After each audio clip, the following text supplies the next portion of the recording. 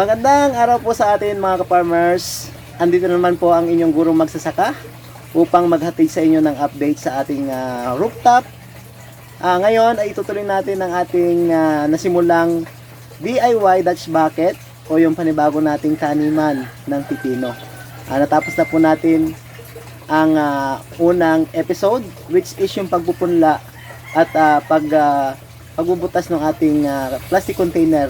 Ngayon naman ay ating bubutasan at i-prepare ang ating pagtatamnan na timba o yung 16 liters na timba. Bubutasan po natin yung takip at doon natin lalagay yung ating nabuhay na mga pinunla nitong nakaraang araw. So kung mapapansin niyo po, ito yung aking unang DIY na Dutch bucket, which is ang gamit ko lamang dito ay yung 6 liters na plastic container o yung lagayan ng mineral water. Kung mapapansin nyo, malalaki na ang bunga. Dadagdagan ko pa ng pipino dito sa aming rooftop. Samahan niyo ako.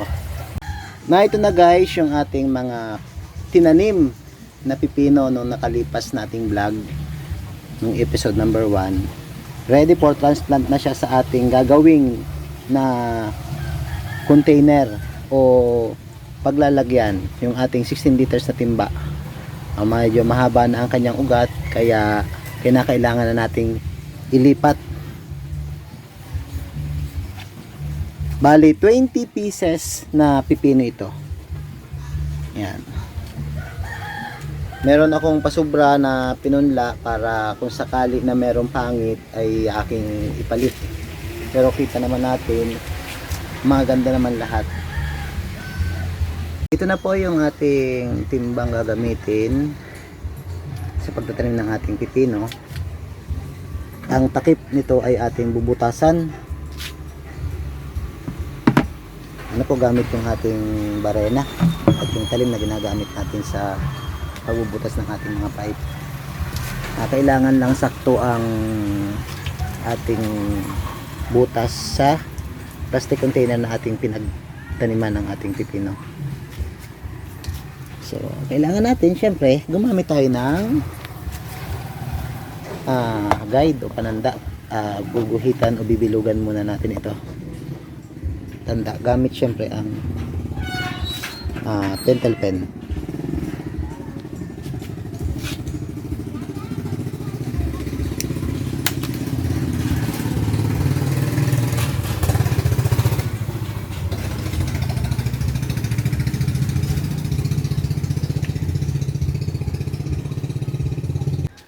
After nating malagyan ng guide ang ating takip o bilog, kasi laki nung ating transplant na pinunla, ay bubutasan na natin gamit ang ating barena. Itong aking ito 2.5 inches ang diameter nito.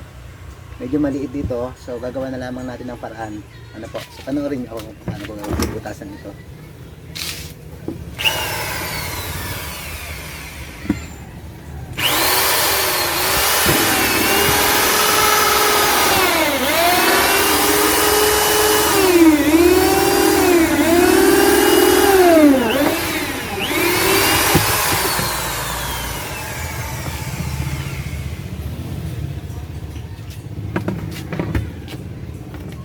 Uutay-utayin lamang natin itong butasan hanggang sa mabutasan natin lahat.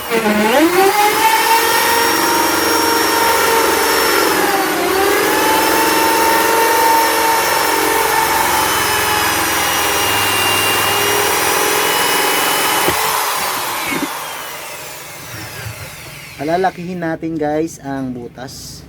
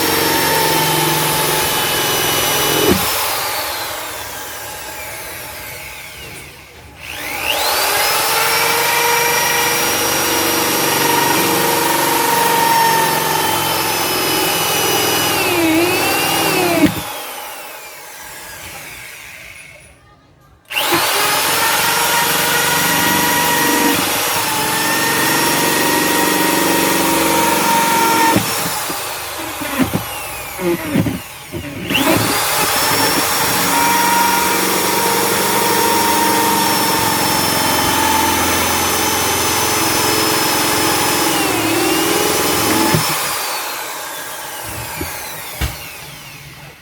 tiyagaan lang ito dahil maliit lang yung talim natin na ginagamit. Kailangan nating mabutasan ito ng maayos.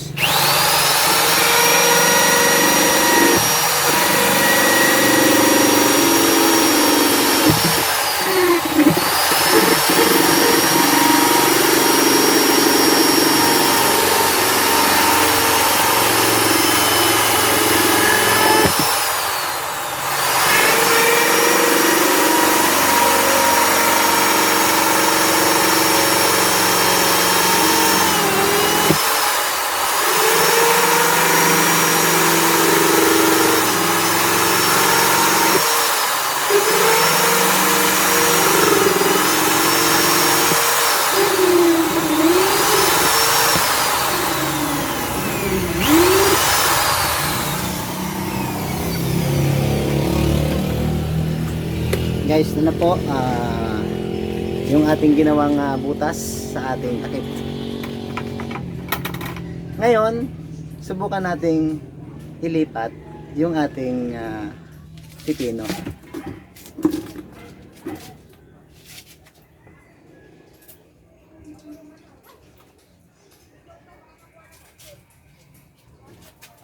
Ito guys yung ating tinanim nung ating episode number 1. Medyo mahaba na ang kanyang ugat. Ayos na. Maganda nang ilipat dito sa ating ginagawang container.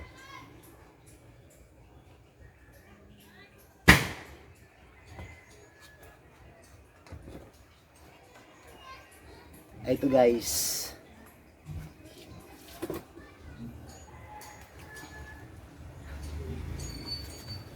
Saktong-sakto lamang dun sa ating butas na ginawa.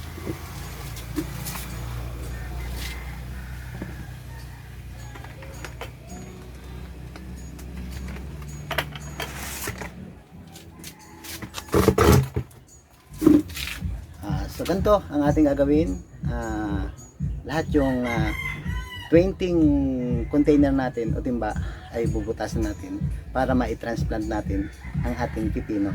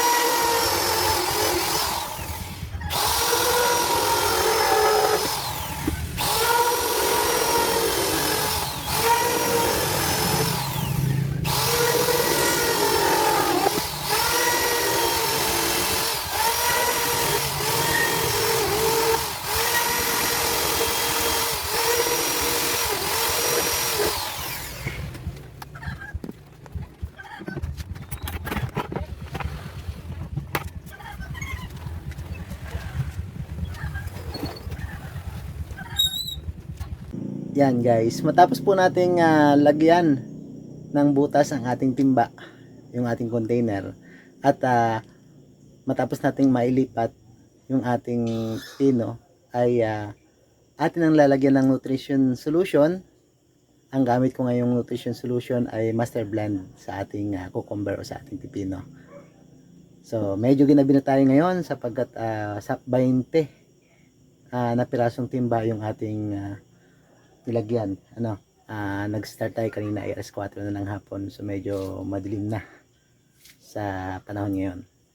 Ito yung ating ginawa.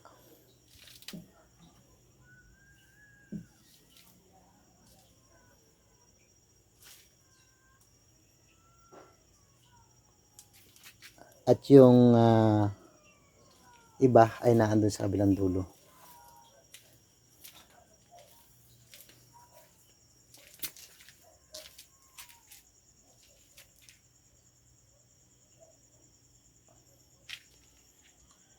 Ayan guys. Bali Walo ito, yung nasa kabila ay bale 12. So 20 timba yung ating tinransplantan ng ating pipino. Samahan nyo ako, magtitimpla na tayo ng nutrition solution na ating gagamitin at i-apply na natin dito sa ating timba. Ito ang ating mga kakailanganin sa pagtitimpla ng ating nutrition solution. Siyempre, ang ating tatlong sangkap master blend. Ito ay binubuo ng 1838 yung tomato formula. And then, syempre, ang calcium nitrate at magnesium sulfate. So, itong dalawa, halos itong dalawang pagsusundin natin yung tomato formula natin, tapos yung ating magnesium sulfate, at huli natin ay ang calcium nitrate sa paghahalo sa tubig. Syempre, kailangan din natin ng tatlong lagayan o plastic container. Ito ay ginagamit natin upang hindi sila maghalo-halo, magkasama-sama. Kukutawin natin ang mga ito sapagkat ito ay powder. Kukutawin natin dito. And then, gagamit tayo ng spoon na panghalo. At ang mahalaga ay ating digital na timbangan.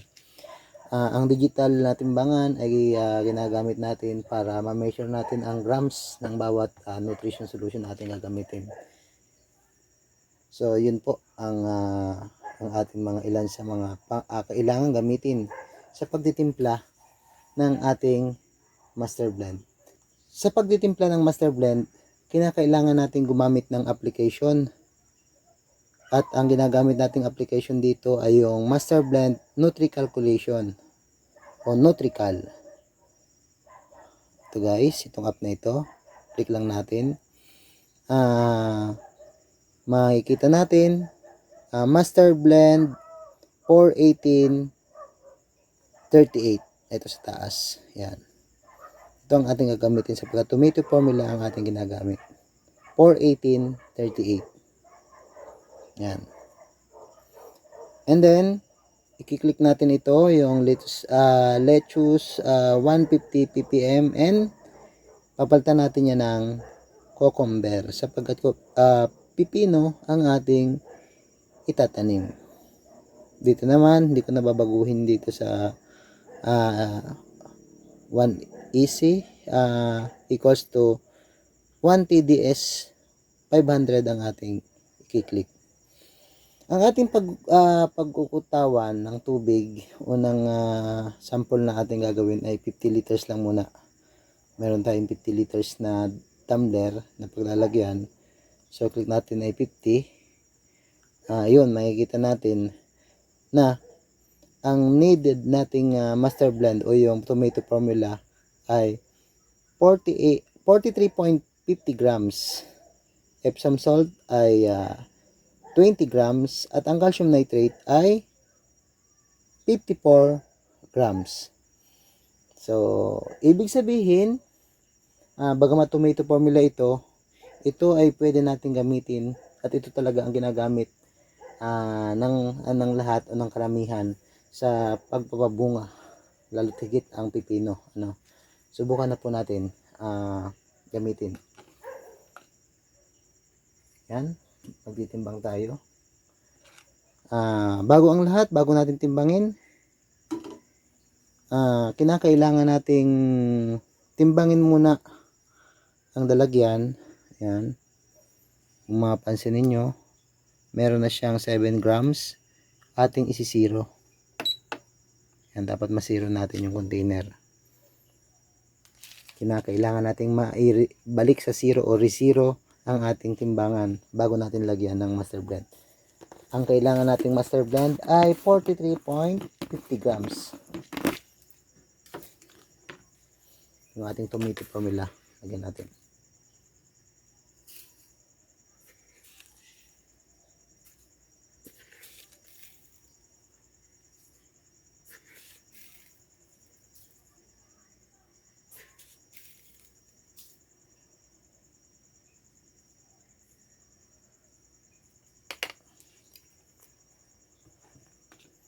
Ito ay nilagay ko naman sa container sa garapon para hindi sumingaw, pero hindi ito yung talagang lagay nito. Yan guys, 43 na ang timbang ng ating master blend o yung tomato formula. Okay, next po, i-measure natin ang magnesium sulfate. Same procedure, titimbangin natin at i-re-zero ang lalagyan.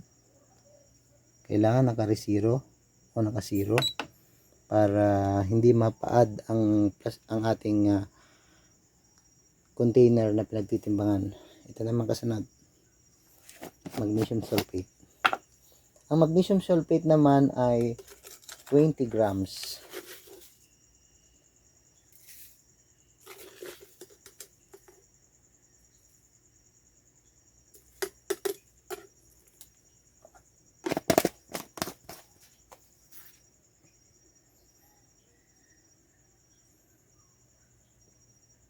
Okay, 20 grams. Ngayon ay ang ating calcium nitrate.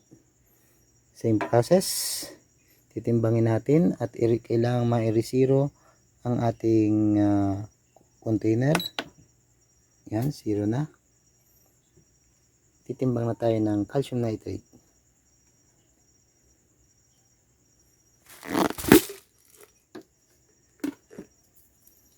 Ang calcium nitrate ay 54 grams.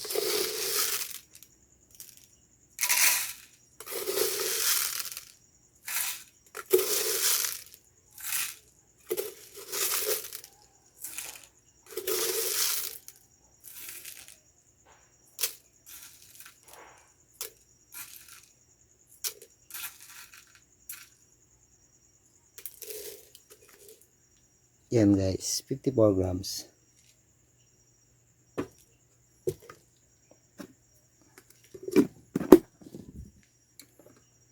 Yan. After nating matimbang ang tatlong ito, ay atin ang kukutawin sa ating 50 liters na tubig. Guys, nakita na yung ating 50 liters na tubig. 50 liters po ito. Ito naman yung ating mga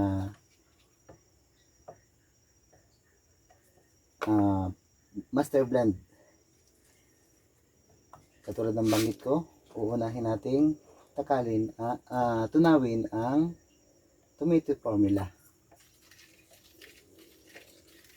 Mix lang natin.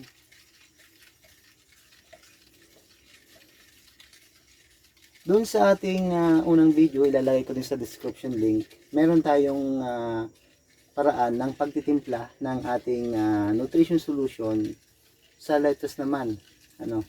Ilalagay ko sa baba sa ating description ang link ng vlog natin tungkol doon. At malinaw doon yung ating pagtitimplang ginagawa.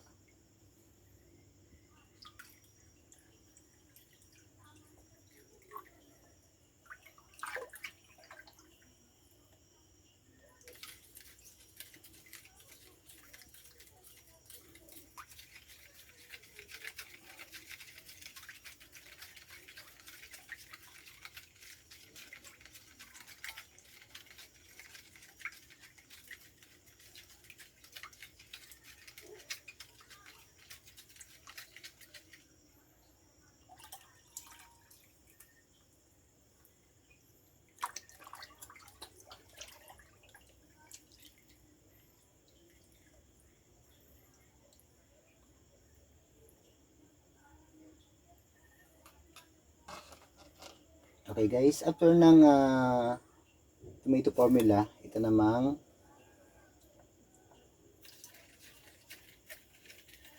magnesium sulfate o yung ating Epsom salt. Masawin din natin ng mabuti.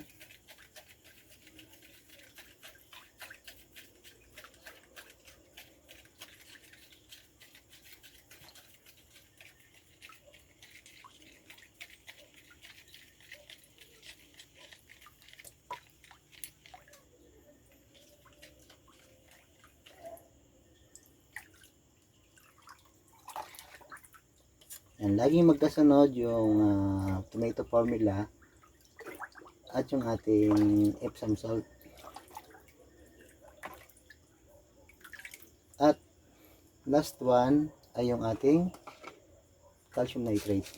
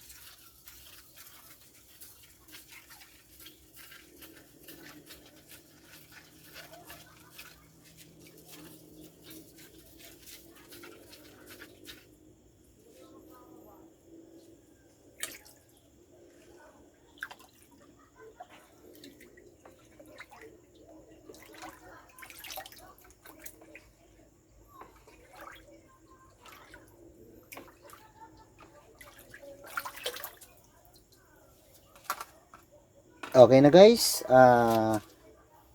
ito na yung ating timpladong nutrition solution. Gamit natin ay tomato formula na master blend. So, pwede na natin itong ilagay sa ating timbang 16 liters. Ano? So, samahan niyo ako, maglalagay na tayo. Ngayon guys ay ready na ang ating master blend o yung ating nutrition solution. Ilagay na natin sa ating timba. Bagaman 50 liters lang, yun ang timplahan ko. Timpla na lang ulit tayo para makompleto natin, mapunuan lahat yung ating 20 pieces na timba.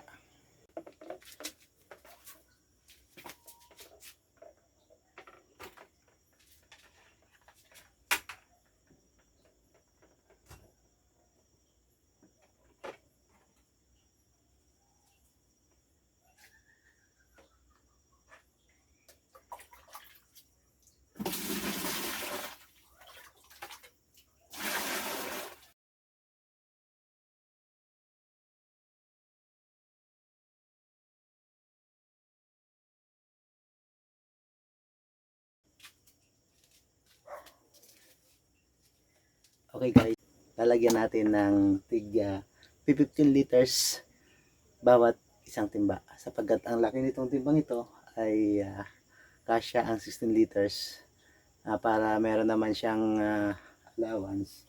At nakasawsaw lamang yung ating cup.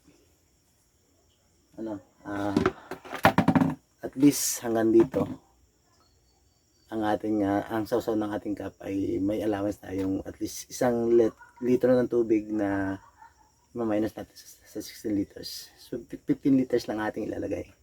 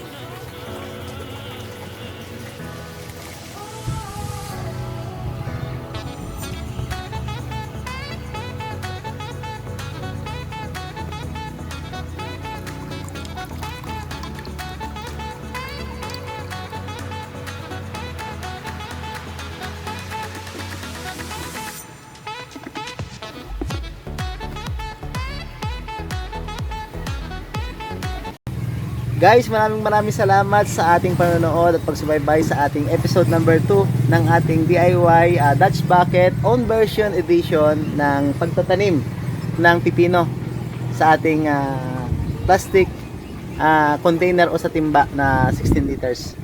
Natapos na po ang ating pagbubutas at pagtatransplant sa ating taniman. Sa susunod na ating video ay gagawin po natin ay lalagyan na natin ng pagapangan ang ating pipino o ating cucumber. Thank you very much at maraming salamat po sa inyong pagsubaybay sa ating channel.